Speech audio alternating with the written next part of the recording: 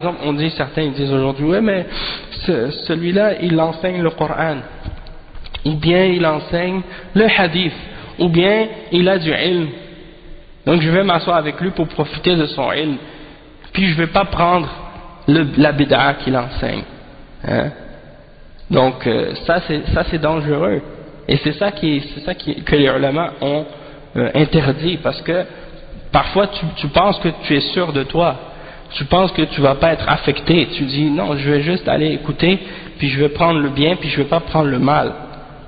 Ça c'est une shubha, et souvent c'est des ruses comme ça que le shaitan utilise pour tromper les gens, et pour les faire tomber dans l'égarement par la suite.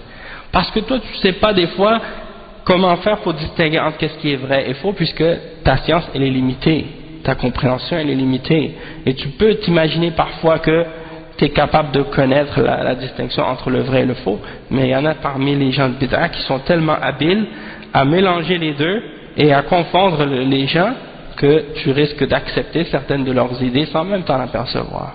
Et c'est pour cette raison-là que même s'ils ont du ilm, ou même s'ils ont du ilm dans certains aspects de la religion, tu ne dois pas t'asseoir avec eux pour étudier.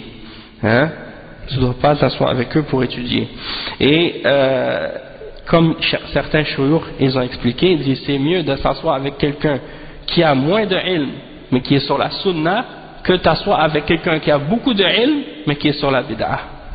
Hein? Parce qu'au moins avec celui qui a moins de ilm, il se limite à ce qu'il sait, et il te lance pas des shubuhat ou des égarements qui va te faire dévier du droit chemin. Mais, tandis que l'autre qui a beaucoup de ilm, hein, c'est vrai, il a beaucoup d'ilm peut-être. Il connaît le nahu, il connaît le lugha, la langue arabe, la grammaire, le fiqh, peut-être il connaît il y a plein d'autres sciences, le tafsir et d'autres choses, mais il t'égare, hein, il a du poison dedans. Donc c'est comme les shuyukh qui disaient, et ça c'est une parole, je m'en souviendrai tout le temps, quand il y a des shuyukh qui sont venus, ils ont dit, soyez comme les abeilles. Hein, soyez pas comme la mouche. Il a dit soyez comme les abeilles et ne soyez pas comme la mouche. L'abeille, elle choisit les meilleures fleurs. Non, à Toronto. Les abeilles, elles choisissent les plus belles fleurs et les meilleures fleurs. Elles butinent pas comme ça n'importe où. Elles vont sur les plus belles fleurs et les meilleures fleurs pour prendre le pollen. Et elles prennent le pollen, après elles vont, et qu'est-ce qu'elles te donnent en retour? Elles te donnent du miel. Tandis que la mouche, elle part sur les déchets, sur les saletés, sur les poubelles, et qu'est-ce qu'elle te donne en retour? Des maladies, et des problèmes, et des saletés, et elle te dérange. Donc, le musulman, il doit être comme l'abeille, et en particulier le salafi. Il doit être comme l'abeille, et il choisit, il ne prend pas de n'importe qui.